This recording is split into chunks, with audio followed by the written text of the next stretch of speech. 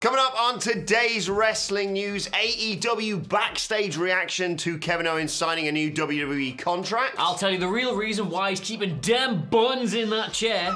The iconic had a great idea turned down by WWE before they left. And FTR have seldom little time remaining in AEW. I'm Adam Wilborn. And I'm Adam Cleary. Quite a help there, aren't I think Amy was in here last, actually. Yeah. That's better. That's better. This is the The news. chair. You want me? Was me going first? Yeah, let's talk about it. Millions of dollars, in the words of Primetime Plays. He's got now, hasn't he? Don't ruin. Let's just don't give it away. All right, we've got to get a story to get to here. So you may have heard Kevin Owens has re-signed with WWE. Now he's resigned. Well, this actually happened. This actually happened to me because I was doing other things, and our boss put, headline: Kevin Owens has re-signed, but he left a little dash out. So I read it as Kevin Owens has resigned. God, we bet. Well, I guess that confirms all the AEW stuff. Then hope we do a story about that. Then I saw the next day people complaining about it, like, what's he doing? He's going to be creatively unfulfilled. And I thought, wow, opinions really turned on that promotion over there, haven't they? Anyway, Kevin Owens has re-signed, not resigned with WWE, and we are the real reason, because that does a lot of heavy lifting for us in headlines these days. We have the real reason for it, according to DVA Sports, Pat. I'm going to say Leprad. Leprad? It could just be Lepadre. I don't know. It's Leprad. Either way, cool surname, cool story. Yeah. Anyway, this is the real reason. Okay. Ready? I'll settle for just saying that it still ends on January the 31st, but not 2022. I'm going to be around for several more years. The decision was pretty easy because it was really the best thing for mi familia, my family, when it comes down to it. It's always a pretty easy decision. The WWE has been my... Oh, not the WWE, Kevin. Oh, get branding on that. WWE has been my home for 7 years, so I have a sense of belonging. Basically, I spent the majority of my career there. When you all look at the wrestling companies I've wrestled in WWE, that's where I've been the longest. That's where I need to be for the next few years. That's how I felt, and that's the decision I made.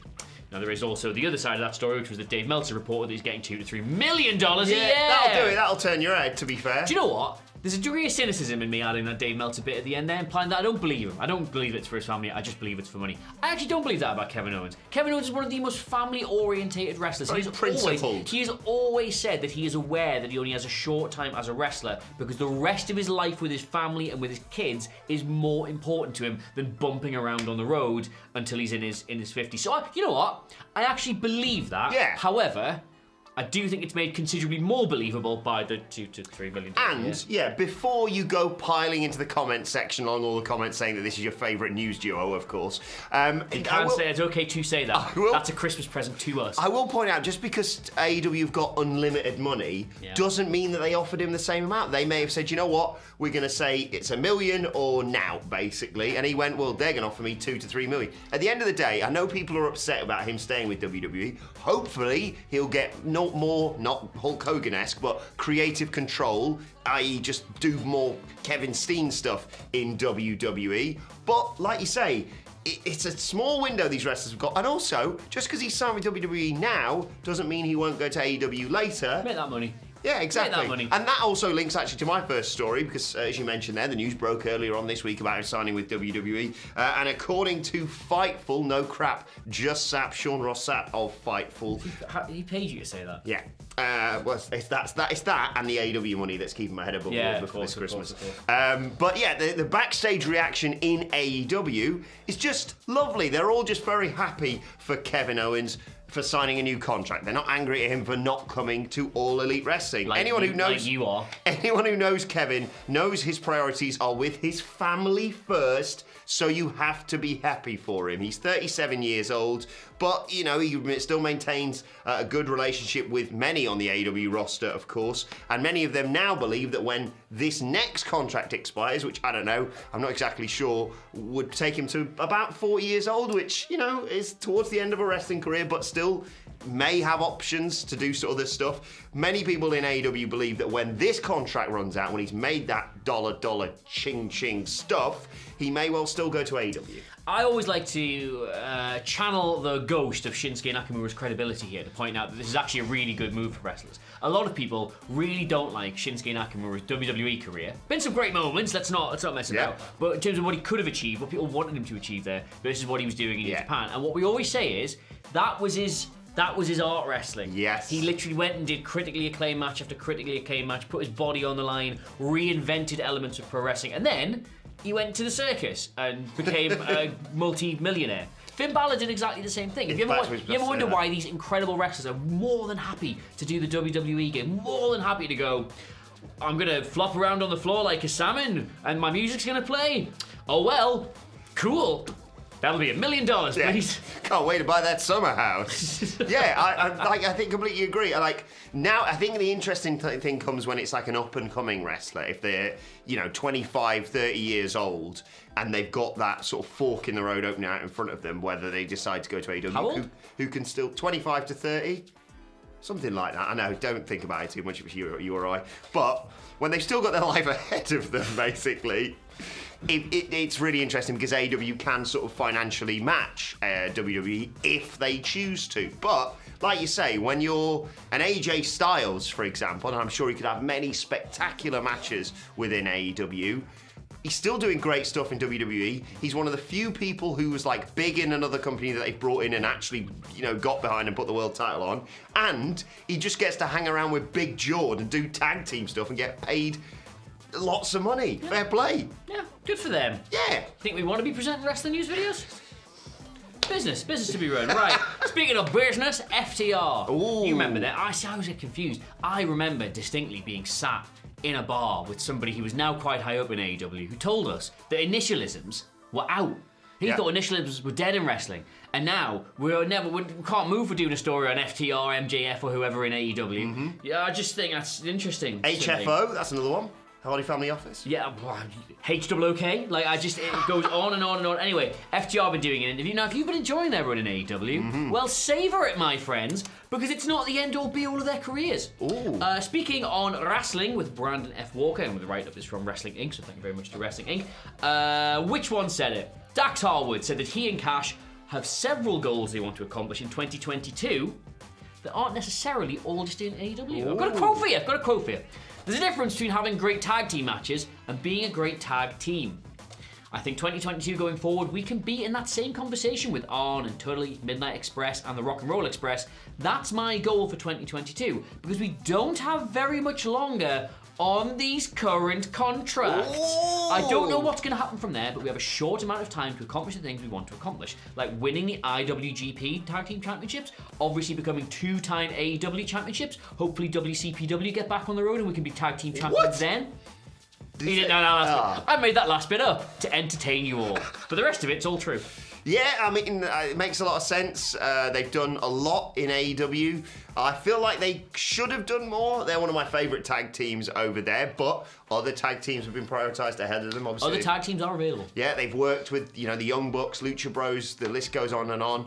They're in a really exciting feud at the moment, obviously surrounding them, MJF, Darby Allin, Sting and CM Punk. That is a mouth-watering prospect. But I was about to say, as you were previewing that, if you hadn't said where exactly they were going to go, New Japan is an obvious place for them to want to go and succeed. I would like to see New Japan, yes. I think they're just one of the best tag teams. I mean, Jim Cornette obviously always sings their praises and thinks that they should be doing more in AEW as well. They've already achieved a lot over there, let's not forget, but I like to see they've still got goals they want to achieve. Might I be permitted, Adam Wilborn, for one moment to approach this from an alternate angle? What? Now, it doesn't really feel like it at the minute because of the world is crumbling again, but we are hopeful that with all the releases and with everything sort of getting back to normal, hopefully next year, the second or third year we've said that in a row, that the indie scene will be thriving across North America, South America, Japan and Europe. And you do need major names to go around and do all these shows. And yes, we know that AEW are very willing to let their stars go and do stuff, but at the same time, it's hard to book consistent indie shows when you've got some guys for a week. Or but they might get pulled because there's something happening on television, etc., etc. And they might not be allowed on rigorous tours because they've got stuff coming up for them. So yeah, it's great that these people can go to AEW and do all the stuff we were frustrated they couldn't do in other companies, but once they've achieved these things, hopefully there will be many more opportunities, and you do need stars the caliber of FTR in order to help these other promotions draw money. Absolutely, so, and they're a very old school tag team, of course, and that is a very old school mentality. Excited to see what they do next. From one set of former tag team champions to another, Oh, not even former, actually. Technically, they right now are the Impact Knockouts Tag Team Champions. They were... Tag Team Champions of our hearts. They were formerly known as the IInspiration. They're now known as the IInspiration. Cassie Lee, Jessie. We're going to have to oil this chair, by the way. Jessie McKay, they were chatting to Fightful Select and revealed WWE turned down what I think was a really good idea yet again when they were with the promotion. Apparently, when they were discussing with WWE, what can we do next? Probably in amongst the time that they went, what's best for you two, you brilliant, coherent, funny, entertaining tag team. Let's split you up. They pitched doing a podcast for WWE, and WWE simply said, no. Nobody likes podcasts. No, they're not even that popular. But then, obviously, they subsequently left WWE and formed Off Her Chops, the brilliant podcast that started in May 2021. That took about a month after they left WWE. It continues weekly to right now, of course. They're now obviously over in Impact Wrestling. Yet another case, Adam Berry, this sounds like, of WWE dropping the ball. Dropping the ball. I've got nothing to add to this other than open invite still for them to come on WrestleCulture one Friday. Please. By Zoom, we'll fly you over. Whatever you want. I love Fightful Select, but don't talk to them. Talk to me. Open invite. It is my second Christmas wish after the new set of books went on Amazon. Oh, that was your Christmas wish. Yeah, that was my Christmas wish. Should we move on to Twitter questions? Oh, these are always murder, yes. Well, I say Twitter questions. This first one was actually an email sent to me. All right, Dad. David Esposito, he's in Quincy, Massachusetts. Speaking of how, lackluster podcasts are, David says he got his Spotify rap thing. He listened to 551 WhatCulture podcasts for 22,702 minutes this year. That works out at 378 hours or 16 days of solid podcast listening. So thank you for your support as always, David. WhatCulture Wrestling, wherever you get Sorry, is the Twitter question here, how can we help? No, it is if you had to spend 16 days, because he spent 16 days on our podcast, with only one other WhatCulture personality, and you had only one standard television show to watch and one wrestling pay-per-view to watch, who and what would be your selection? Well, I know who I'm going to say. Who? I know who I'm going to say. You! Yeah, I see you. What were you going to watch? You keep the energy. One regular television show. One regular TV show, one wrestling pay-per-view. Oh, come on. You must be able to put the TV show together here. Come on. Is it Monday Night Raw? I just think it might be The Sopranos, just so you can... I've never seen it. Well, there you go. I've never finished it, so we can watch The Sopranos and do all the voices. And The Wire. Have you seen The Wire? No. There we go. It seems a bit heavy, The Wire, for me. Yeah, maybe Sopranos has a lot... It's got a lot of levity over the years. He hasn't suggested it, but we're on a desert island, and I like the idea of me going, I'm just going to be back in a second. This is the closest thing I'm ever going to get to a holiday this place. Just go into the bushes and then come out and be like, hey, I don't know who that guy was, but welcome to Tony's Island, huh? And pay-per-view, what are we watching? A WrestleMania 35. Oh, let's just relive the Iconics moment over and over again for 16 days. Right, let's move on to your Twitter questions as well. At WhatCulture WWE, of course, if you want to get in touch with us. I just want to stress, this email questions it's not now a segment. You have to do it the normal way. Yeah. That was a one-off because it was a good question. Yeah, exactly. Marcus Haman... Not Dietmar's brother, I assume. Well, Haman, maybe. He's not got two M's. Marcus, thank you for getting in touch, says, since WrestleMania is now a 2-day event, could you ever see WWE growing it into a festival? Joining the party with the Forbidden Door by adding other promotions? The Supercard would be a huge moneymaker by going on regular pay-per-view. No, they will never do that because then they would literally be opening a door for other promotions to get the greatest ever chance to counterbook against them they will ever get. Like, I'd love to go watch Baron Corbin versus Randy Orton on the main stage, but Kenny Omega versus Bryan Danielson's on the little AEW stage. Maybe we can catch both. Not a chance. Yeah, I think huge news for Pooh Girl though that there might be a wrestling festival. One for our UK viewers. I was going to say, don't Google it. One for our UK viewers. Yeah. I was at that Leeds Festival. Yeah. I was at the Pooh Girl Leeds Festival. Yeah. She was from Sunderland, She was brilliant. From the same place as Michael Hamflett. That makes a lot of sense. Their two biggest exports. Stop moving! moving around. Sorry, and I don't think they will. I think they're very happy as having it as it was back when the world wasn't broken. I think they might do that, but just themselves. So they'll have like the Raw stage, the SmackDown stage, and then like Evolve and all the other. What's the other ones that got their hand up, like Progress and all that. Just put loads of other stuff on. I think they might do it themselves. No chance. And to be fair, if you've been to WrestleMania, it already is a wrestling festival. Yeah. It already is a wrestling festival, as well as it's ever going to be. Yeah, I completely agree in terms of... Just with hotels and restaurants and bars. I don't ever want you to take all the good stuff about WrestleMania weekend and then remove that and replace it with, like, Portaloos and hot dog stands, and I've seen Fyter Fest. So. Yeah, granted, we were working, but over WrestleMania weekend, we weren't there going... Not much wrestling going on today, is there? Not a whole lot of wrestling going on. I mean, I've had my 2.5 hours of sleep. I just want to get to another show, but if only there was one on. Oh, still my favourite podcast we've ever done, the post-WrestleMania 35 podcast in me and Nicholas's hotel room with you and him moving about. So he literally started a point. I wish we'd filmed it. He started a point with his eyes closed, and I genuinely thought he might be sleep talking. I was legitimately asleep. I could feel myself asleep, but I could hear him asking me the question, and I just remember going. The thing about Roman Reigns is that, and I knew even in the moment that I'd thrown a madness there. But that was fun. Never again.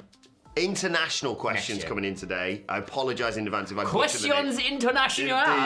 Gio versus the world on Twitter, right? Mr. and Mrs. versus the world. That's one Gio. Good morning, gents. I'm Gio from, I'm going to say Suriname. That's correct. Yeah, from Suriname. I watch your show every day at work. Thank you, Gio. Thank you, Gio. If you guys were to be wrestlers, what would your finisher be? Now, you and I have both played 2K, so we could probably cheat on this a little bit. Very well. For one of us has been in a wrestling ring and hit a finishing maneuver on, and I'm not gonna name names here. Literally hit a finishing maneuver on a British world champion at the time. Yep. To raucous cheers from the crowd. So I'm afraid my finisher is the Stone Cold Stunner, which looks great when I do it because obviously these wrestlers are huge, and history will record that there were bigger men than me.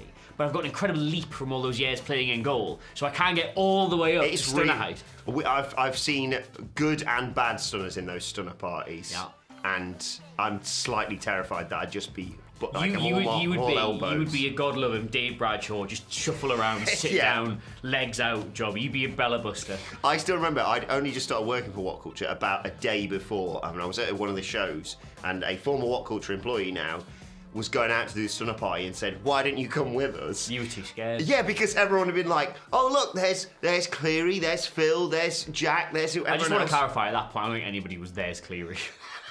But they'd have been like, "Who's the lanky ginger guy?" You know what that is? Long-term storytelling. Indeed. That's what that would have been. I will go very simply then with a shooting star press. Right, yeah, of course, yeah. That'd be my finisher. Yeah. Your finisher was kicking the bottle in the bin. That's what your finisher is? That's about it, yeah. Let's finish up with today's and finally. 2 words. Danhausen walks. Congratulations to Danhausen. Obviously suffered a horrific leg injury earlier on this year. And a few hours ago, Danhausen simply tweeted, "Danhausen walks," so we want to pass our congratulations. That information has fallen out of my brain, and I thought he'd been in prison when you said that. So I completely forgot about his wheelchair. They did the thing with Kane. Yeah, I remember it would be easy to pick out in a lineup, wouldn't it? That one there.